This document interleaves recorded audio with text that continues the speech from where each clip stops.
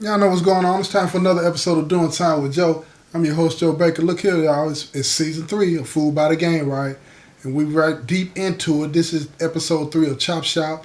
And we're getting deep into it because Brian and Leon have been confronted and told by Reggie what the business is. Now that they know that he's behind the problems that they've been having at the shop and that he wants in so he can launder his money, they don't know what to do, especially Brian. But Leon is thinking about a way to deal with Reggie one way or another, right? But he knows that he has to play this hand right or they're going to lose their dream of owning a successful barbershop in the neighborhood, right?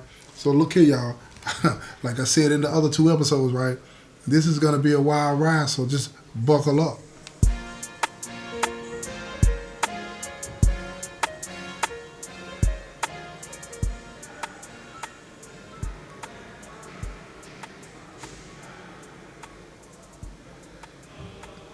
That night, when Leon got home, he's laying in the bed and he's thinking about all the things that he just heard Reggie say about the problems that they've been having at the shop, the continuation of those problems if they don't take the deal that he's proposing about washing and laundering his money. Uh, that's something that they've never been involved in. They don't know how that goes. But in his mind, he's trying to figure out a win-win. Again, because Brian and Leon, have never been involved in anything like this, that doesn't mean that they're suckers. That just means that they're honest people. But when you get put in a situation and you're confronted by somebody like Reggie, you find yourself doing some things that you never imagined that you would do. And you'll convince yourself that it's okay to do. And that's where you start to fool yourself. So that's what's about to go down now. Now Leon is thinking, how can they benefit from this and save the dream of owning their shop without ending up in jail or without ending up losing the shop and embarrassing themselves and their family and friends, violating the trust that the neighborhood has put in them. How do they do that? Because Leon knows that if something goes wrong, that they're going to be to blame. They're going to be to blame. Because that's how this type of thing goes. So, after he wakes up the next morning, he goes to sleep, he lays down, wakes up the next morning, he has an epiphany. That's how he described it anyway. He said what he would do is he would agree to let Reggie launder his money through the shop as much as they could handle anyway. And based on that, on how much money they got, they would grind and get out of debt and get out of debt. And then that's when they would confront Reggie. But they would keep meticulous records of what, how much money Reggie wanted to launder through them, and they would figure out where he would go, what he would do. They would get all of that information, and he said they would use that against Reggie if they had to. But that was going to be their insurance policy to make sure that he left them alone. But since they were going to do it, he said they might as well make some money at it because it was going to happen one way or another. They were either going to lose the shop because he was going to keep causing problems for them, or they were going to do this, benefit from it, and keep it moving. So Leon called Brian and told him, look here, man, this is what we're going to do. And Brian agreed. He agreed.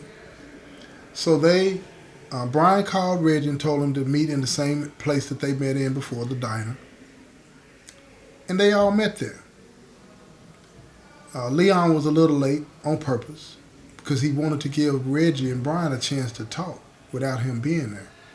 He was real strategic because he knew that Reggie was more comfortable with Brian. And when he got there, he wanted Reggie's guard to be down. But he had already discussed that with Brian. He wanted Brian to get Reggie comfortable so he wouldn't be suspicious at all about Leon's change of mind and change of attitude toward Reggie. He needed Reggie to trust him. He needed Reggie to believe that he was fully committed to what it is that he wanted to do. This was war. And in war, all's fair. See, that's how the criminal world works, y'all. Everything is fair. Everything is fair. You can sit here and say that you got rules to the game. Ain't no rules to the game. Ain't no rules to the game. The only rule to the game is to win. That's it. Win. Come out on top. Survive another day. Be the predator or the prey. It's up to you. But the goal is to win. And that's what Leon and Brian intended to do. They intended to win. But when you're at war, you have to lull your opponent to sleep. You know how it go like when you playing chess? Any of y'all out there that play chess? You sit there, you fake like you're going to grab this piece or grab that piece. Then you raise your eyelids up and you look at your opponent. You know what I'm saying? That he sits across from you or that she's sitting across from you, and you try to gauge him. When you reach for this piece, you try to see, did he twitch? Did her eye twitch? Did his hand move? You know what I'm saying? Did they swallow all of a sudden? You're trying to figure out what makes them tick. And that's what Leon was trying to do in this situation. He knew Brian made Reggie comfortable. So get him comfortable. Then he gonna come in for the kill. So when he gets there, they all sitting there talking. He apologizes to Reggie, said, man, look here, my bad. I didn't see the opportunity in what you were talking about, but I do now. Reggie leaned back like he's the fat cat. He said, that's what's up. He said, man, we can all get rich doing this, and nobody will ever know what we're doing. Everybody wins at this. But see, what Reggie didn't understand is to Brian and Leon, winning meant more than financial success. It was doing the right thing, setting the right example. Even though they were willing to compromise in this situation, they still wanted to make sure that they set the right example. So now they did what a lot of people in the game do, especially when they get fooled by the game. Now it's about what it looks like, not about what it is. See, and that's where a lot of people go wrong. You think you can fool those young ones. You can't fool them. They watch everything. They see everything. They hear everything. When you don't think they're watching, they're watching. When you don't think they're listening, they're listening. And most definitely, they're paying attention. It's like kids got a sixth sense that they're not aware of. You understand what I'm saying? But it's like they see something, it's this innocent interpretation of it. Oh, that's what he's doing. They don't say that you lied to them, not until they get mad at you. But they look at it like, I'm learning from him. They don't know that they shouldn't be learning that from you. Just like when Reggie was looking out his window and fascinated by the drug dealers and the pimps in the streets, he didn't know that he should turn off them and turn away from that. That intuition, that sixth sense that he had, it kind of pulled him to them. He saw something and it looked good, it was shiny, it was fun.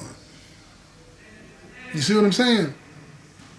And that's what Leon and Brian were trying to convince themselves of now. That we can make it look good, necessarily knowing on the inside that you're rotten. You're starting to rot anyway. But anyway, they tried. So here's the plan. The plan was for Brian and Leon, based on the traffic that they were getting, right? And they were getting it. Based on the traffic that they were getting, they would start out every week. Reggie would bring them $30,000 to wash. Okay? $30,000 to wash. And they would get 30% of that. Okay? 30% of that. And then they would progress as the traffic increased. Yeah. So they would get somewhere around $9,000, you know what I'm saying, out of that. Well, $10,000, 30%, $10,000. Somewhere around there, you know. My math is off for just a little bit. But do the math, you know. That's what they would get. When they wash 30, they get 30% of it. Then over time, it would increase. And they were doing good. But they were putting all of their money up. They got the equipment back. Reggie stuck to the deal. He bought the equipment, put in the alarm system, all of those types of things. They were back up running, full-fledged running. And I'm talking, when I say traffic, I mean traffic was coming in. They were doing so well that they even allowed kids to come in and learn how to cut and all of this kind of stuff. You know what I'm saying? They were doing the things that appear to be what you would want people to do for the community. They were being good stewards, pillars of the community, so it seemed. Because Reggie wasn't selling his drugs in that neighborhood. He lived way away from them. But he was bringing the money over there to be cleaned. He was bringing the money over there to be cleaned. And it got to the point, because they had so much traffic that was coming through the place, they got up to, after a few months, it got up to where he could bring them $100,000 every month.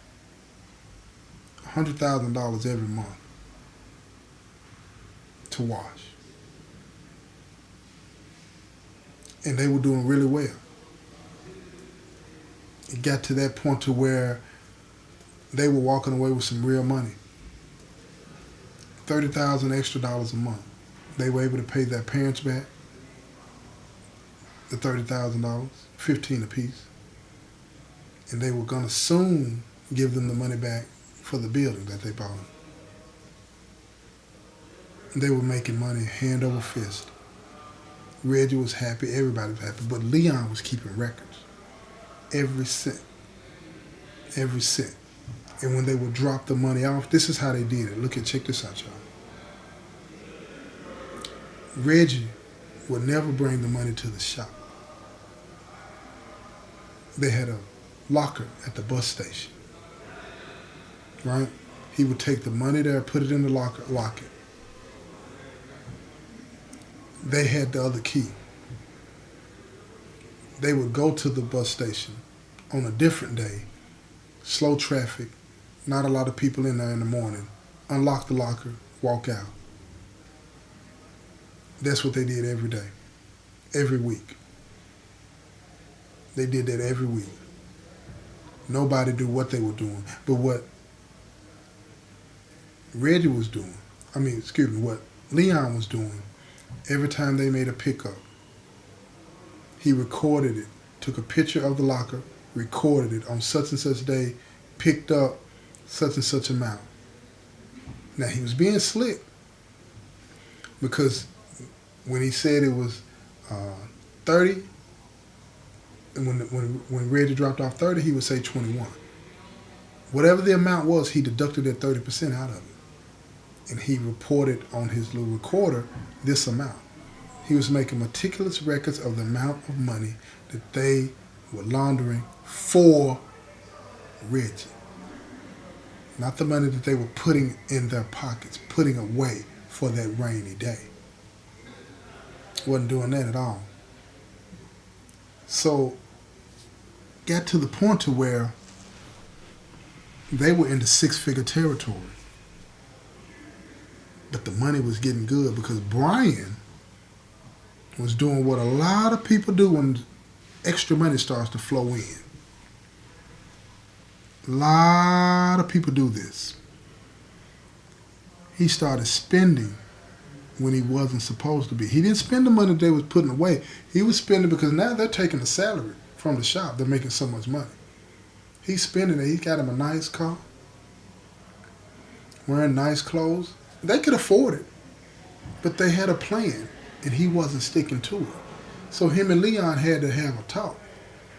And he reminded Brian that, look, man, we have a plan. We have to stick to this plan, or things are not going to go well for us. And Brian was like, well, how long do we have to do that? The money that I'm enjoying is the money that we make. That money I'm not touching. I don't want anything to do with that money. But this money over here, I'm enjoying my life. And he said, you ought to do the same. But Leon couldn't do it. He knew that at any moment, all of that would be gone. He couldn't do it. He just could not do that. So at the end of the day, Brian agreed to slow down. He wouldn't spend all the money buying clothes and all the other things. He said he would slow it down. So here we go. Reggie bumps down on him and says, look, we got enough money to open up another shop in this other town. He said, but I want y'all to open the shop. It'll be yours. It'll be in your name. Expand the chop shop. We get another building, 10 booths, and we'll do the same thing there. So Leon, thinking about what he's talking about, and Brian, they're looking at the situation, they're like, wait a minute. Okay, if we do that, how much would that cut into the traffic at this shop? So they do the math, and they see that it's right outside, based on the number of people that come to the shop outside of their city, this particular location is right outside that radius of the people that they're pulling in. So they can start to pull people in from even further outside of the city that they're in through this second shop. So they took him up on his offer, and they opened up a second shop, and they used the same format, and it was booming. It was booming. They got the cameras up, they're on YouTube. They are making money like crazy. They were able to pay their parents back from the first building, and they paid off the second building in record time. And now, instead of pushing 6 figures a month through the first shop and the second shop, well, 100,000 anyway, they're still pushing 6 figures, but it's half a meal. They're pushing it. They're making real money. Real money. Now, it's a little bit outside of what they might pull in here and there, but they're making real money at the shops. They have so many people coming in, so many people set up for appointments that they have to hire extra help to keep up with all the appointments. And the people in the shops, in the second shop, they don't even cut in the second shop. They got 10 chairs in there, but this building is connected to another building like a mini mall, strip mall, and they're thinking of buying out that and stripping the whole thing out and making everything on the inside booths to cut hair, styling, everything, manicures, everything. They're thinking real big. They're thinking real big. And they have the money to do it. But Leon, he knows that this can't go on. He said, they're making so much money. He told Brian that, look, we're making so much money, we have to figure out something to do. Because the money we're making in the shops and the money that we're washing is starting to become unbalanced. He said, and if they look at it, it's going to be hard to explain. But nobody knows about Reggie. And let me tell you a little bit about this. See, Reggie knows that eventually the bottom is going to fall out. And just like Leon is keeping meticulous records, so is Reggie. Reggie is preparing like any criminal, especially a drug dealer, for the day that the bottom falls out. And when the bottom falls out, he is all prepared to give them up and let them go down. Because he's going to peg them as the leaders of this thing. And he's got the records to show it. The feds, he's thinking, are not going to really pay attention to who's picking up this, who's picking up that. They're going to pay attention to who's the first one that's going to say something. And he's figuring that he'll be the first one to get caught because he's out there putting in the work, him and his workers. So if he ever gets nabbed, he's going to dump on him. Now that's the twist, y'all. What do you do with that? Nobody's trusting anybody. That's what I want you to understand about being a criminal It ain't no trust in this. What did I tell you in the last episode? The goal to this when you're doing criminal stuff is to do what, y'all? Let me hear you say it. Win. It's to win. It's not about being fair. Nothing about this fair. Remember that. Remember that. Ain't nothing about this fair, y'all. I'm going to conclude this episode here. And then y'all tell you now, you got to stay tuned and check out the next one. This has been another episode of Doing Time with Joe. I'm your host, Joe Baker, and I say peace, y'all.